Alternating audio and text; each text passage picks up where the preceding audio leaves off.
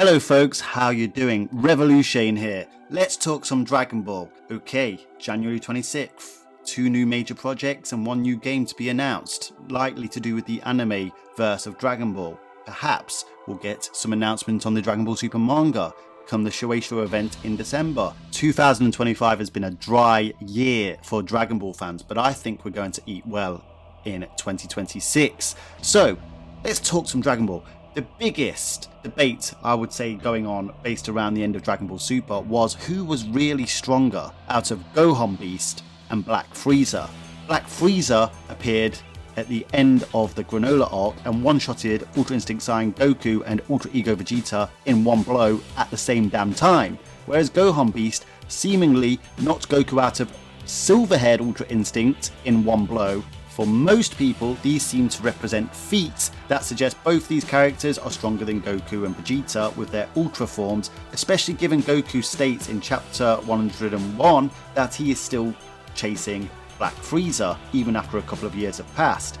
But it puts both of these characters above these Ultra forms. So who is really stronger out of Gohan Beast and Black Frieza? Well, I'm here to tell you how Gohan Beast can defeat Black Frieza, despite what I would say most of the community believing that Black Frieza is the current goalpost. But before I continue, one question I do have for you guys is, with the potential of some Dragon Ball anime returning next year, whether that be Season 2 of Dragon Ball Super or Season 2 of Daima or something new completely, maybe even new movies, what is it that you want? I want you to answer down in the comment section because I want to start talking about these things. We may need to lower our expectations or we can get giddy. I'm choosing to get giddy because I've been disappointed by this franchise for a while now. Let me know what you think down in the comment section. Also, make sure you subscribe to the channel so that you are notified when these conversations take place. Go on, hit subscribe. But I think there's some clear narrative plot points that really give us an insinuation on how this battle might play out. So as mentioned earlier, based on the fact that via feats you can place both Gohan Beast and Black Frieza above current chapter 103 Ultra Instinct Goku. That's with silver hair, okay? Now, obviously there's going to be some people that will say Gohan isn't as strong as Ultra Instinct Goku and Goku was not taking the spar seriously and he wasn't trying to kill Gohan. You can make that exact same argument in reverse for Gohan Beast.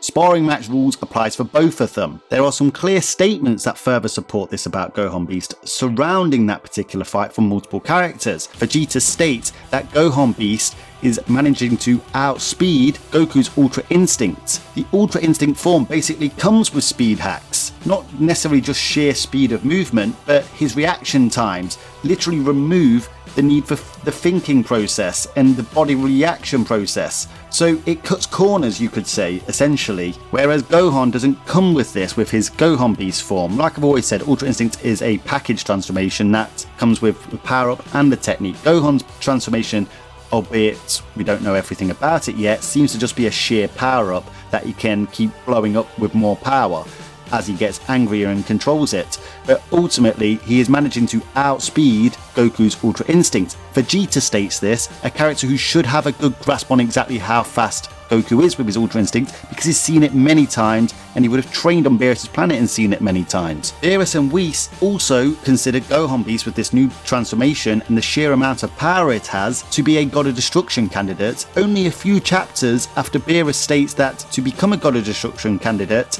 you have to basically be on par if not stronger than him in power and control. So whilst he is dismissed as a God of Destruction due to his personality type, it's not because of his level of power.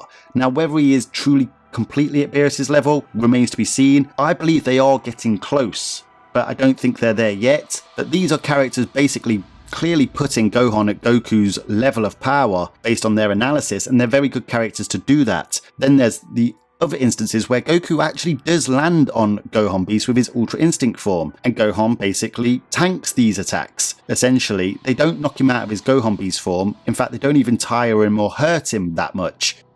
Whereas Gohan Beast's shot, okay, it is his enhanced Gohan Beast form, which most people refer to as full extent Gohan Beast. When he does land on Goku, it knocks him out of Ultra Instinct. Now some people say it's 2 hits, some people say it's 1 hit, it's up to you, I'll let you decide that, but it's within a short flurry essentially. Now I love to use a good analogy to boxing. Now, you may have watched heavyweight boxing where a slick and nimble heavyweight boxer is winning the round, he's landing loads of shots. Maybe they're having some effect, but they're not quite putting the big puncher down. Then all of a sudden, wham! The big puncher, the knockout puncher, knocks that person out in one punch.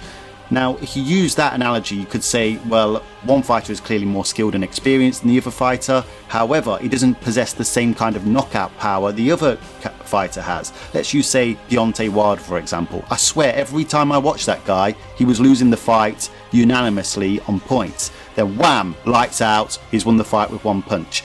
But that would tell you that he can generate more power in his punch than his opponent who's more skilled and experienced can.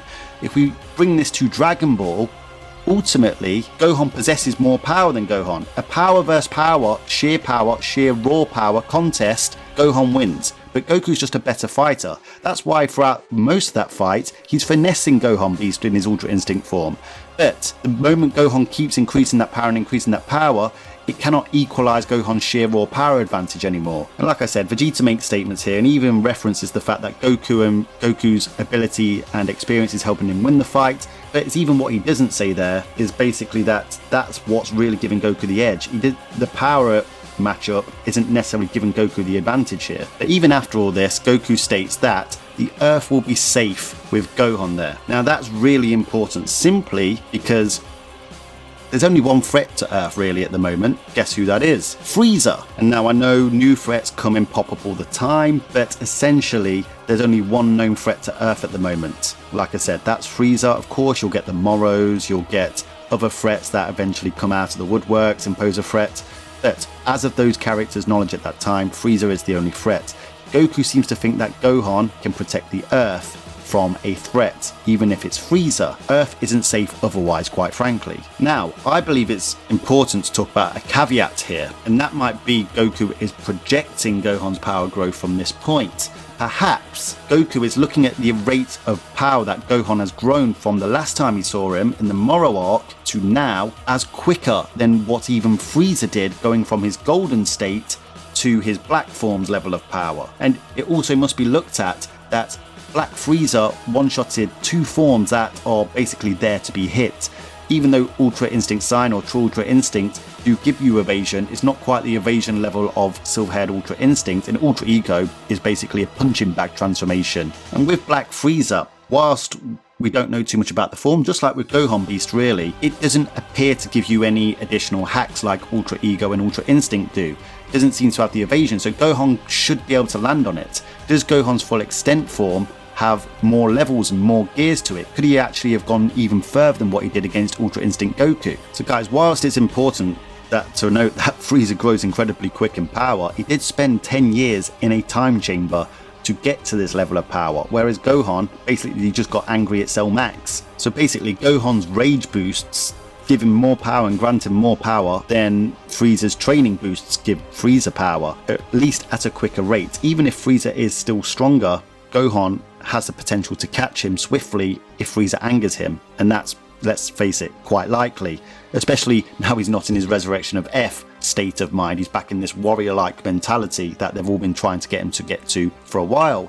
Then of course he has the Special Beam Cannon, an extreme power amping technique that, as we've seen in the past, can amp one's power further than even the Kamehameha can. Does Frieza have an ability or a technique that can match that? So guys, whilst it certainly wouldn't surprise me if Black Frieza was still stronger than Gohan Beast can get stronger in a fight, and the more angry he gets, the stronger he can get. Would Black Frieza anger him enough to finally surpass him, even if Black Frieza was definitely stronger? Let me know your thoughts on that down in the comment section. And definitely, here's a question that I really want to ask you. Is Frieza actually a more experienced martial artist warrior than Gohan? Given what Gohan's actually gone through growing up, fighting Cell, Majin Buu, Frieza was basically just murdering weaklings for years before Goku became Super Saiyan, and then spent most of his time in hell just imagining fights. Let me know your thoughts on that down in the comment section. I think that's a really interesting question. Make sure you smash the like button, lend me your energy, and do subscribe to the channel so that you're notified when more Dragon Ball content comes your way. Look forward to December and January. Hint, hint. Until next time, Ad Astra.